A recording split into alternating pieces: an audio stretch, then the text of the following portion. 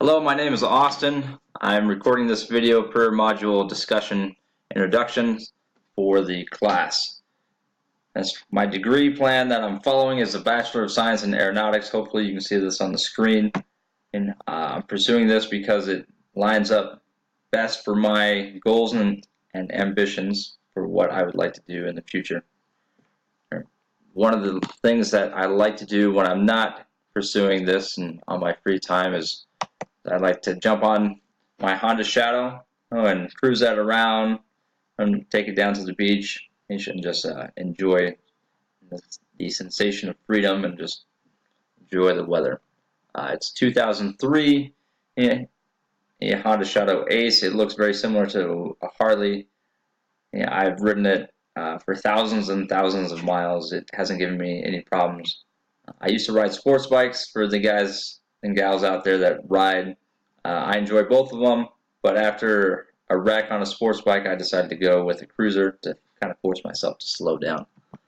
And when I'm not doing that, one of the favorite activities that I enjoy doing online is getting on YouTube, watching some documentaries, whether it's motivational speeches, YouTube videos, music videos, things of that nature. So I spend roughly 3 hours a day on the computer, whether it's taking care of research paperwork or going through YouTube and listening to what is being said on those applications.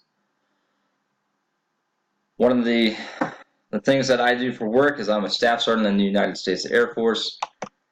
I've been in the Air Force for about 6 years, and you kind of love it and you hate it. There's good things and bad things about the service, just like any other job.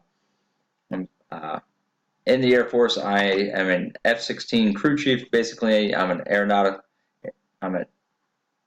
aircraft mechanic, and I work on this aircraft from the hydraulic systems, the wheels and tires, there's the canopy, and flight control services, things of that nature. So I'm in charge of the overall well-being of the aircraft and the forms documentation that goes along with it. And let me tell you, there's quite a bit. One of the last things in this module that is asked is identify a problem in society and how software can help society and mankind move forward. One of the things I thought software can help with is basically the U.S. missile defense system. Since I'm in the Air Force, we deal a lot with missile systems and things of that nature. I know the Army and the Navy also has their own missiles and their own defenses with that system, but software can be used when gathering information via the satellites, the radars, there's ships, planes, any ground assets, naval assets. The software would then take all this data and analyze it, figure out what's the most important threat or high threat target, of whether it's incoming or about to be launched, and take that information, give that over to the commanders, and let them make the informed decision on what to do and how to respond, and if there's a response that's even needed.